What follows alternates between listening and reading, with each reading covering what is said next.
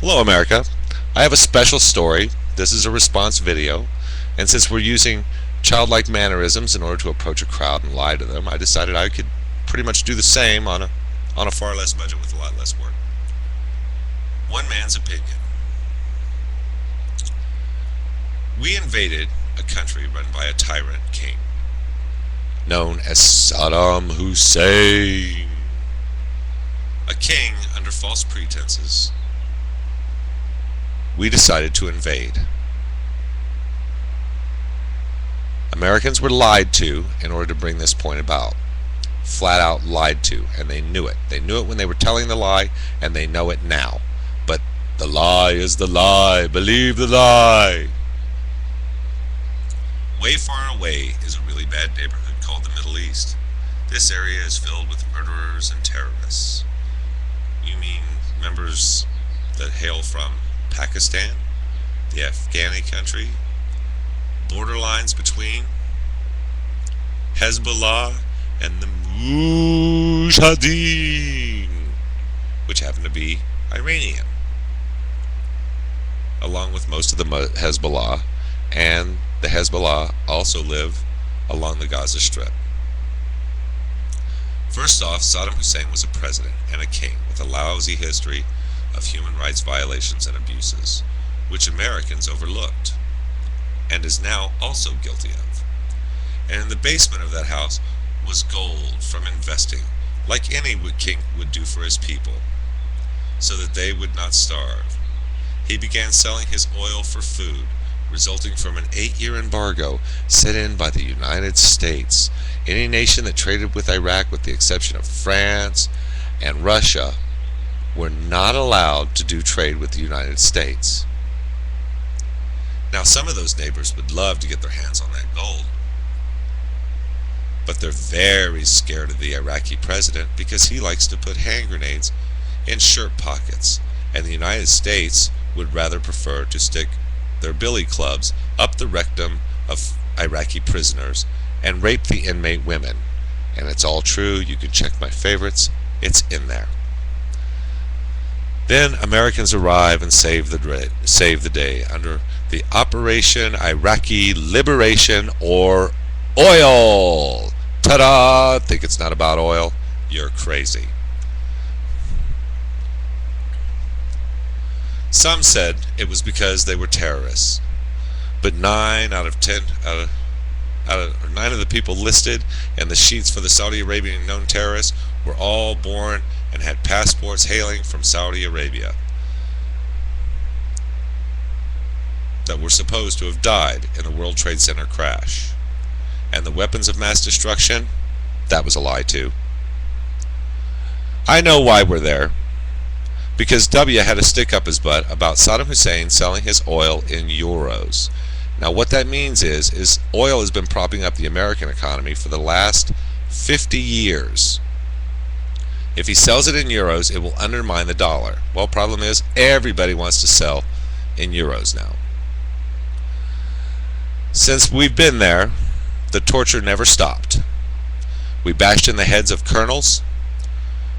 We made them do perverted things, stick things up their butts, make them act like weirdos.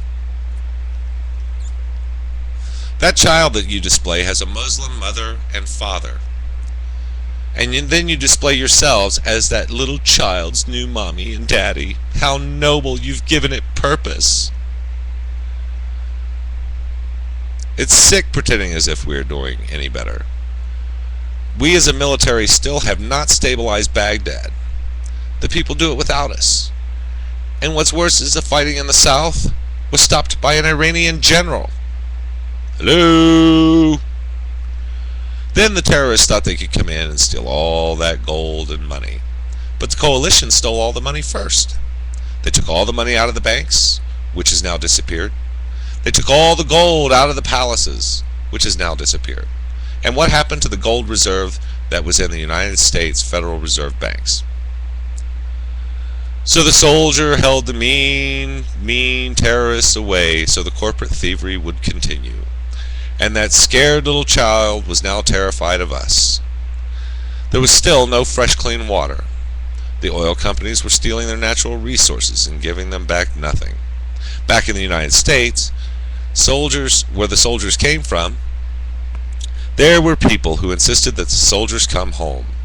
Most, the majority, by two-thirds populace, insisted.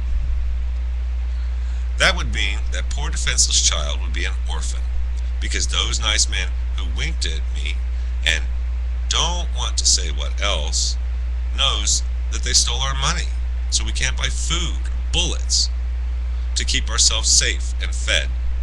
The British and the United States, in conjunction with the United Nations, and will leave the private security companies there.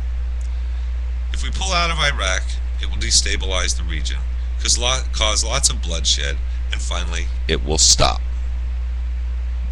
We cannot depend on that oil, and if we just killed Saddam, then we could have negotiated a new trade agreement. But that's right, the CIA was no longer given the order of deadly force for assassinations. We did start it, illegally, unethically, and unconstitutionally. We have no obligation to these people. We should apologize, pay for every liter of oil stolen so that they can rebuild their country, and the oil dollar is a scam. We have billions of gallons of oil under national parks land, which each American inherits at birth.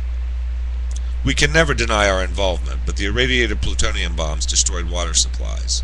The first time we went, it was a lie. Kuwait, for thousands of years, belonged to Iraq, until British Oil and Henry Kissinger convinced them to sell oil in US dollars, and they all agreed except for Iraq. It's no wonder we wanted his land back. It was his land to begin with, and the United Nations helped America and Henry Kissinger to steal it, along with British Petroleum and the British government. I support the troops. I believe the only mission left is to commingle with United Nations international forces and restore fresh water and stop selling guns to Saudis. Stop giving 430,000 automatic weapons, which were allegedly stolen, but guarded, then given to the enemy. Want to stabilize the region? Stop waiting and leave. The Al-Qaeda, which the United States CIA created, has as many connections to these groups as they ever have. These aren't just Iraqis. They're Pakistani, Afghani, Saudi Arabian, mostly Saudi Arabian, Turkish, a lot of Iranians. You want to stabilize the region, really? Really? Stop stealing, stop lying.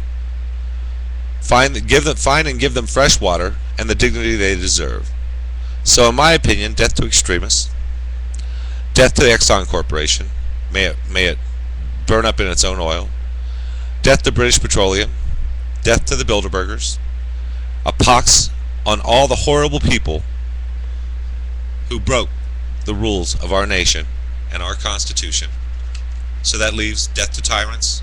God bless America and this great land's people, who will hopefully open their eyes to the truth and march to save America, your freedom, and our troops. Really, really, really, there is a bad man, Mr. President, if that is your real name. But hey, you want to know the truth? There's lots of inside stories. There's lots of stuff that you have to study. Ugh, I never get through it.